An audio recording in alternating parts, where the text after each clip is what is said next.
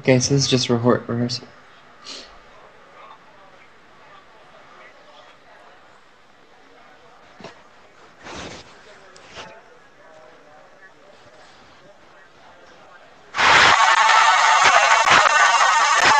Thank you. Thank you, everybody. Listen, there are a couple of thank yous I gotta say. First of all, it's good. It's good to be back in the Midwest. I'm glad to see everybody here in Evansville. I want to thank, I love you back.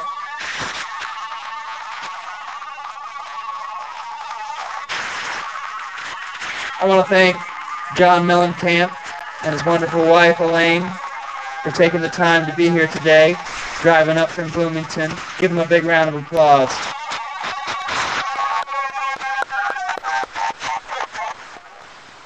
I want to thank all of you who are here tonight, but I want to start tonight by congratulating Senator Clinton on her victory this evening. And I want to thank,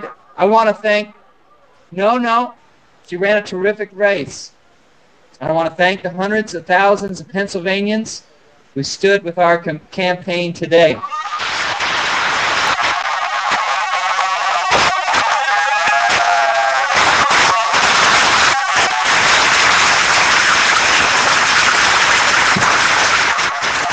You know, there were a lot of folks who didn't think we could make this, didn't think we could make a race when it started.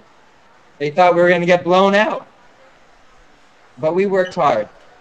We traveled across the state to big cities and small towns, to factories and VFW halls. And now 6 weeks later, we closed the gap. We rallied people of every age, race,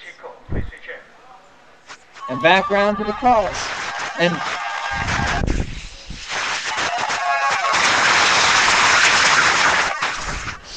And whether they were inspired for the first time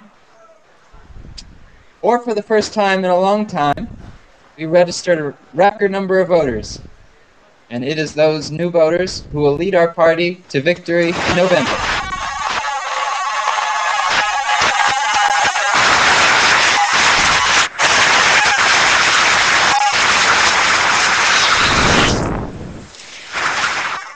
These Americans cast their ballots for the same reason you came here to. For the same reason that millions of Americans have gone door to door and given whatever small they can to this campaign.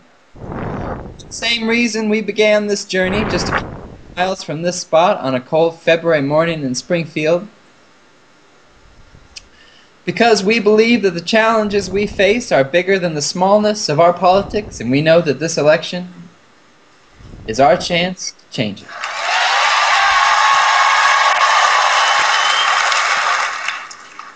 I also know that real change has never been easy, and it won't be easy this time either. The status quo in Washington will fight. They will fight harder than ever to divide us and distract us with ads and attacks from now until November. Forget that you have the power to change this country.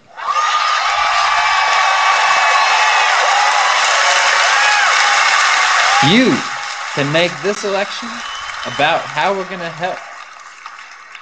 You can make this election about how we're going to help those workers, how we're going to retrain them and educate them and make our workforce competitive in a global economy.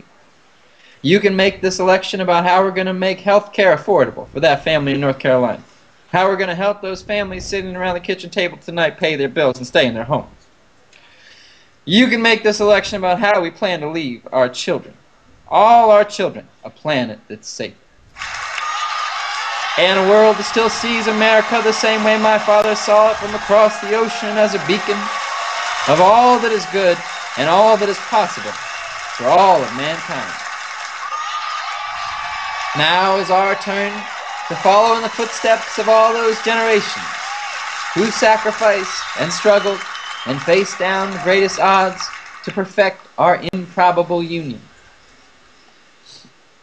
And if we're willing to do what they did, if we're willing to shed our cynicism and our doubts and our fears, if we're willing to believe in what's possible again, then I believe we won't just win this primary election. We won't just win here in Indiana. We won't just win this election in November. We will change this country. We will change the world. We will keep this country's promise alive in the 21st century. That's our task. That's our job. Let's get to work. Thank you. May God bless you. God bless the United States of America.